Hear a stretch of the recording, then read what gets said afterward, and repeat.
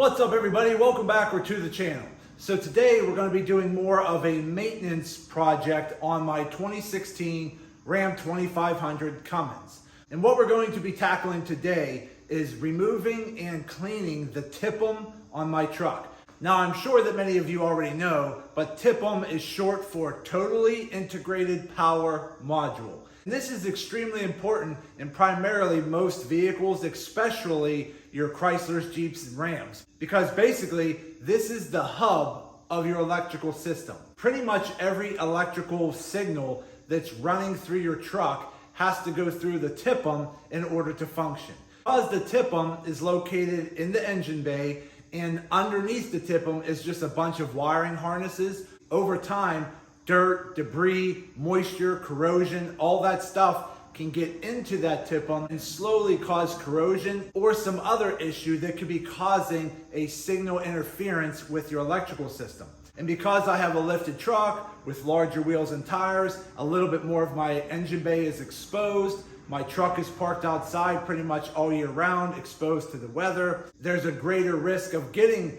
debris and moisture and other contaminants into this compartment that could cause these issues. And I have been experiencing some minor electrical issues with my truck. For example, once in a blue moon, I might stick my key in the ignition to start the truck and it won't start. I turn the key off, turn it back on, and it starts. I've had warning lights come up on the dash saying that my coolant temperature is low. Now I know that that coolant light could be a different issue, which we will be tackling hopefully next week, but I've got the coolant light coming on and off. I've had signals popping up saying that my four-wheel drive has been shifting in and out when it wasn't. I've had warning lights come up saying my traction control was coming on and off when it wasn't. So just some minor things like that. So I assume that it's probably time to clean the TIPM. So without further ado, let me go ahead and get my truck pulled into the garage. It's a little bit of a rainy day, so we're gonna try to do it in the garage, and then we'll start tackling it from there. So I'll be back in just a second. Okay, so we went ahead and pulled the truck into the garage. Let's climb up here, take a closer look. So this is what I'm referring to right here is basically your fuse box, or what is also commonly known as the TIPM, the Totally Integrated Power Module. So basically there will be wire harnesses underneath of this box here. So if you remove this top lid, that's gonna be where you can see all of your fuses. But we wanna look down off to the side, and there will be some clips down here. There'll be one here, there's a couple back here, and then there's gonna be one right down in there. So once you remove those 4 clips, this whole TIPM will lean up out of the way. Then from underneath, we can go ahead and unplug the wire harnesses, and then we'll start cleaning this out. But before we start taking anything apart here, let's go ahead and disconnect our batteries. Once I have those disconnected, we'll start working on removing the TIPM. I'll be right back in a minute. Okay, so I went ahead and I got the terminals disconnected from the batteries. I have them wrapped up with some towels just to make sure that no accidental connection from the cable to the battery terminal is going to happen. And I did this on both batteries. So over here, once you get those 4 main clips, not the top clips, because that just takes off the top cover, the 4 lower clips, this will actually lift up and you'll see access to all of your harnesses underneath. So most of those harnesses are pretty much all plug and play anyways. So you just got to kind of wiggle this out of the way a little bit like that. Now I would always recommend trying to take a picture with your phone of this area underneath here just to be safe. Most of this is all pretty much color coded and can only be reinstalled one way. So I don't think you're going to accidentally plug in the wrong harness to the wrong slot, but I would recommend just taking a picture of it just in case. There is a cavity down here that will actually house everything and stop a lot of the debris from getting in there. But as you can see here, you still get dirt and grime that gets into this cavity, which you can see down here. If you look down here, look at all that.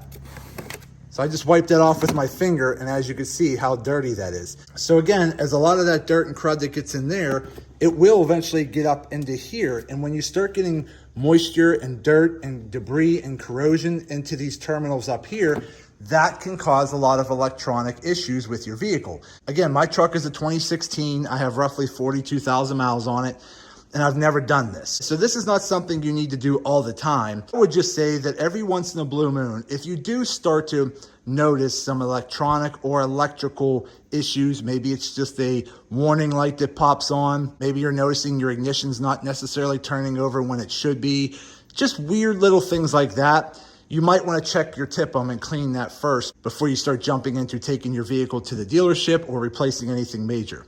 So let me go ahead and start unplugging all these harnesses. Once we get this TIPM removed, we'll start taking it apart to clean it. So we'll be back in just a second. Okay, so we just went ahead and got the TIPM removed. Now the harnesses, again, are color coded. So you have like your blue and your green and your gray and your white. So they're all color coded. And then the TIPM is color coded on the bottom. So it's pretty easy to figure out where these harnesses go when you put it all back together. On my truck, there are these white clips on the bottom. You press the little button on the back to release it. You fold the white clip right here, you fold it down, and then the harnesses pops right out. To put them back in, you push the harness back in, you go ahead and you slide this white clip right here all the way forward and lock it in place. And then there was one bolt right here I had to disconnect from the TIPM that goes to your battery terminal. So I just disconnected that. So now we actually have the TIPM over here and it has been taken apart. So here's what it looks like on the bottom, okay? As you can see the color-coded marks right there. So very simple to put back together. So the next thing we need to do is start removing all of these fuses. But very, very important, before you start removing fuses, take a picture with your phone of this exact diagram to make sure that later, when we put all these fuses back in, we know exactly where every single fuse is going because they have to go back into the same position. So let me go ahead and take a picture of that, and then we'll start moving forward with cleaning this. What we're going to be using today to clean, I have some DEOXIT D5 Spray. This will be for a lot of the harnesses. Now this is a kit here, and what you have is a cleaning brush that just cleans off some of the debris. You have this DEOXIT D100L here that we will go ahead and apply to the terminals. This DEOXIT D100L is what's going to cleanse those terminals and start to break down any debris or corrosion that might be on those terminals. Then we'll go ahead, after we're all done cleaning the terminals, and apply the DEOXIT G100L. This is a nice lubrication conditioner that you put on your terminals that really helps make sure you have a nice, clean, solid connection. So we'll be doing that. And then at the very end, I'll probably just go ahead and rub a little dielectric grease in the harnesses just to make sure we have an even better connection. So what I'm going to start with first is the DEOXIT D5, mainly because I want to spray off a lot of these terminals in here. Okay, you're just going to spray inside all these terminals, and then we're going to let it sit for a little while. So while that's cleansing and sitting and drying off, we're going to then start working on cleaning the TIPM. So I'm going to go ahead and spray this first, and then we'll work on that. So I just went ahead and put some paper towel in here so that as I spray each one of these harnesses, any liquid that'll fall over will just hopefully fall into the paper towel. So again, wear some nice rubber gloves, protect yourself. Let's start with this gray one here. So what we're going to do is put a paper towel underneath of it, take some of our DEOXIT D5 spray, shake it up a little bit, clean it out. Okay, let that sit. Do the same to every one of these other harnesses here.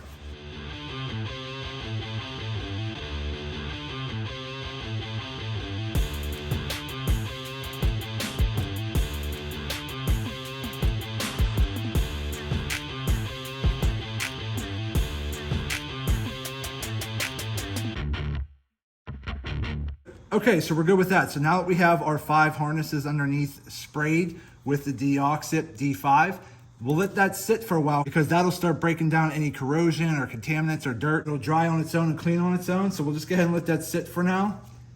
Okay, so we went ahead and we got all of our fuses taken out over here. So I have all my fuses here. I have a picture of the whole diagram of how they go back together. I have some of my larger fuses over here in the same position as they were located in here, just to make it easier for putting everything back together. Okay, so to get these out, along the edges, you see these little grooves right here, groove here, groove here. You know, you got a groove right here, here, here. Those are just little pinch clips. So you're gonna have to kind of wedge out all the way around here with some type of pry tools, something like that, just to get those little clips to pull away from the side wall. However, before you start doing that, on at least my TIPM, because I know older years might have had Torx screws to get to this, but this one does not. Down, and there's 2 holes right here and right over here. Down in there, I don't know if you can see, there's like a plastic rivet. okay? I already went down here and did this one. So you just take a screwdriver down in there and you could just go ahead and break the top head off that plastic rivet. And I'll have to do one right there as well, as you can see right there. Okay, see down there's a little plastic rivet head. Break that tip off there, break that tip off there, and then this should pop right out. All the clips will hold this in place, so don't be too concerned about the 2 rivets. Those are probably there just from the factory, just to make it harder for you to do this yourself. But there are multiple clips all the way around here that will hold this into position. So if you just pop that off and pop that off there, very simple, we can go ahead and pull this whole thing out. So let me go ahead and do that, and then we'll continue on. Okay, so we're back. So the simplest way I found is once you take a screwdriver and break those 2 little plastic rivet heads, one here, one here. They're just little tiny plastic piece like that. Just break off with a screwdriver.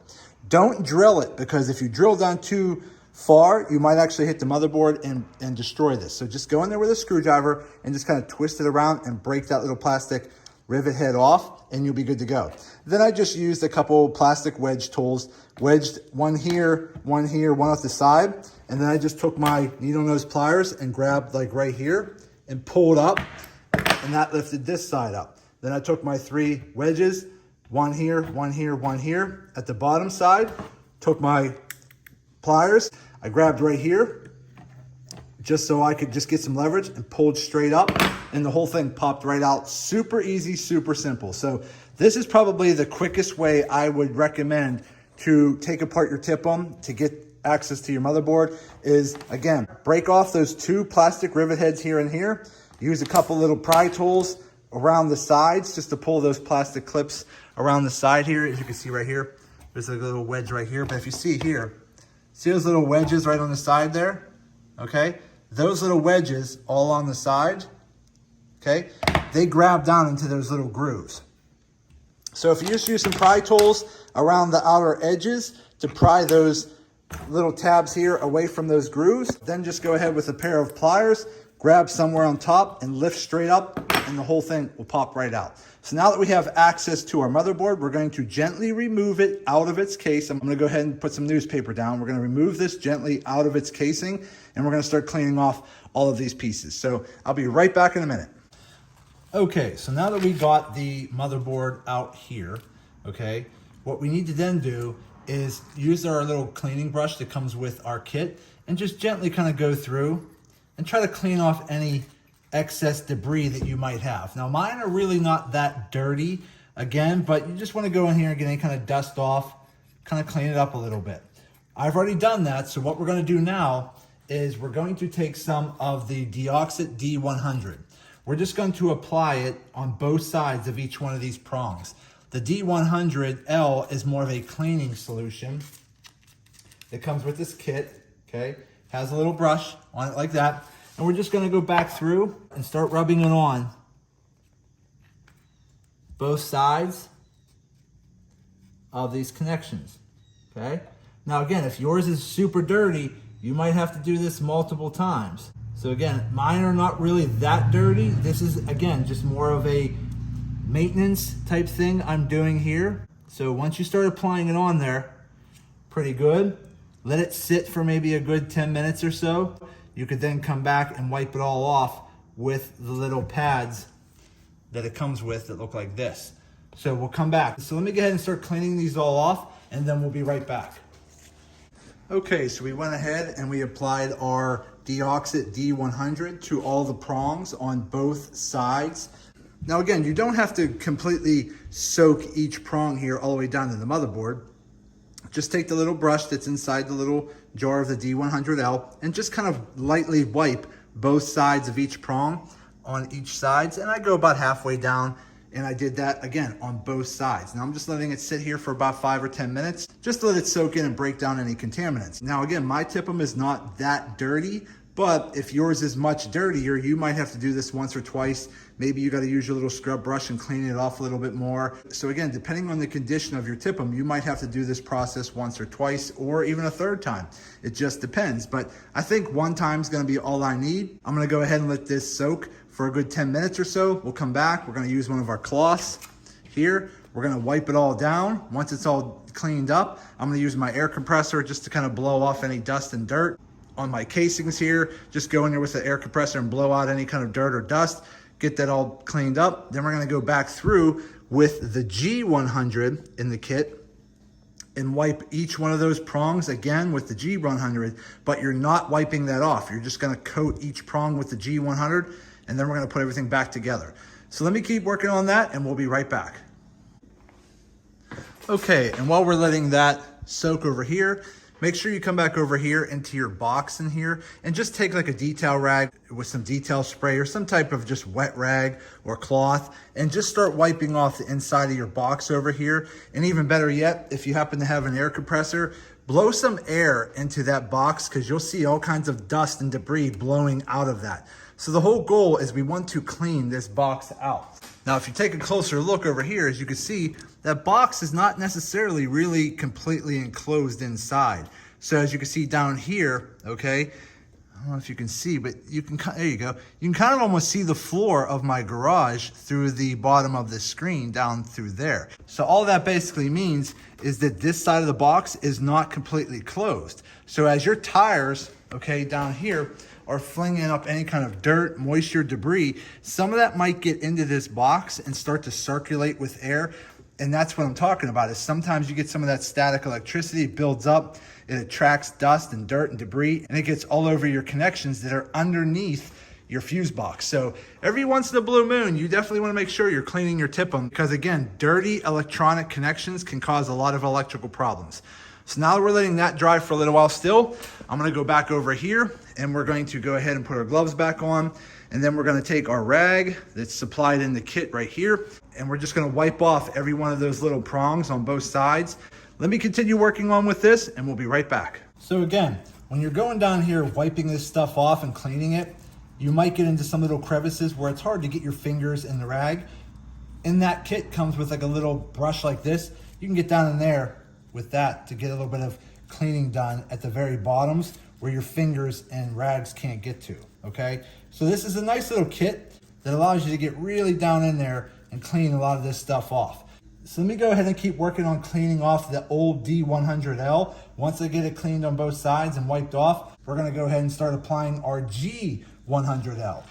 Okay, so we're back, and I went ahead and I cleaned off all of the D100 cleaning solution using just a rag here. Again, you can see a lot of pink stuff here on the rag, and then I used this little foam brush here. I used that, and then I used a little bit of this to scrub some of the excess dirt off as well. When this little foam brush started to get a little too saturated, I just took the little rag, kind of pinched it just to soak up some of the red cleaner that was on here. And then I went back through and cleaned everything off. I got all of those little prongs there on both sides nice and clean. Now we're gonna go back through with the DEOXIT G100L, and this is more of a protectant that's gonna help lubricate each prong, protect them from further corrosion, and help make a better contact when we connect our electrical connections back at the very end. So now all I have to do is go ahead, shake this up, apply it to each one of these prongs. Now again, we're not wiping the G100L off. We're applying it and we're leaving it on there. We don't have to be super particular about this. We just need to get each one of these tips coated on both sides. So let me go ahead and continue applying the G100L to both sides, and then we'll be right back. Okay, so I went ahead and I got everything cleaned with the DEOXIT D100L first. I let it soak for a good 10 to 15 minutes. Then I went back over with my rag and my little sponge brush here, cleaned off both sides of all of the prongs. Then I went back over with the DEOXIT G100L right here and put a nice light coating on each one of the prongs, again on both sides. Now that we've done that, I put the motherboard back into the bottom of the TIPM casing here. On my particular TIPM, it was very easy to line back up. All I had to do was find this bracket here and drop it into its one spot because it can only go in one way, and everything dropped right in. So if it doesn't drop in very nice, don't force it in.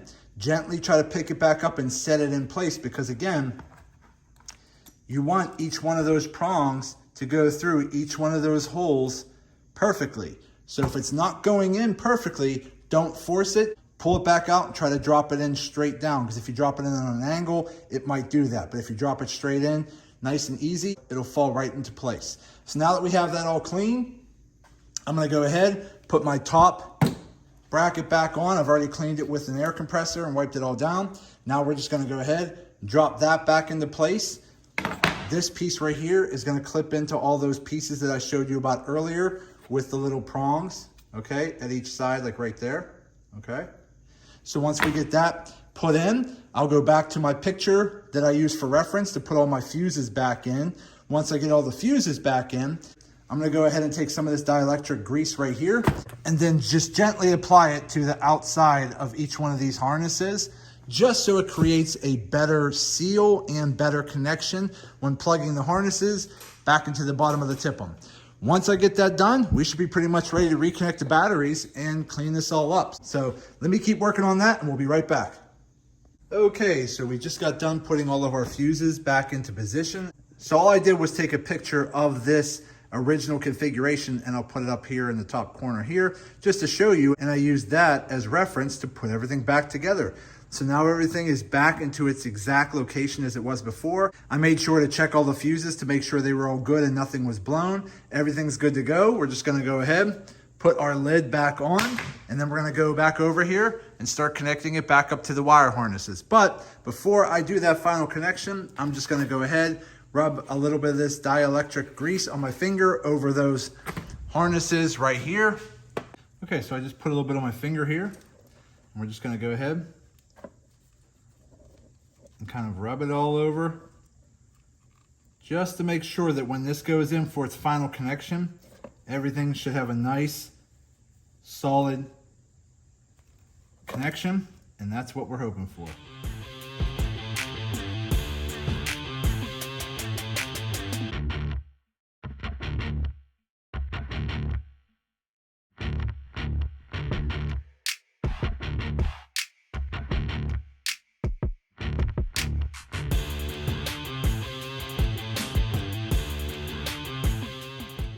Okay, so we should be good to go there. So now I'm just gonna go ahead, get the TIPM, start getting this reapplied.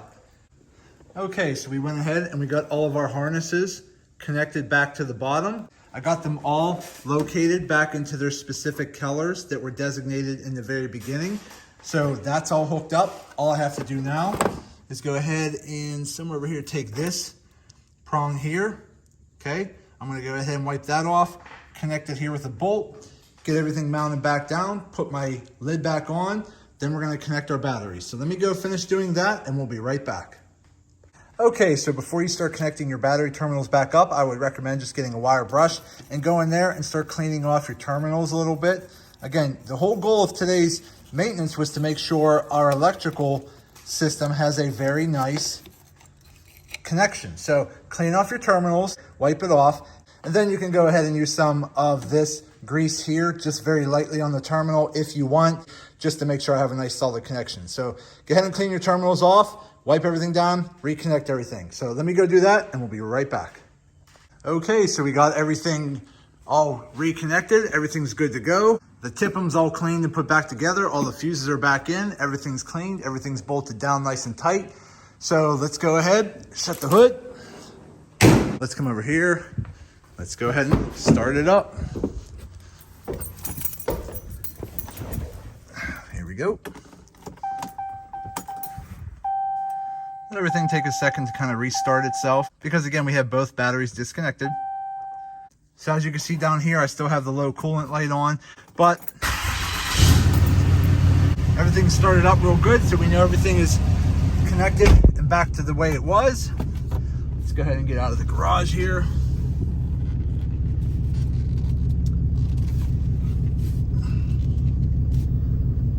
Okay.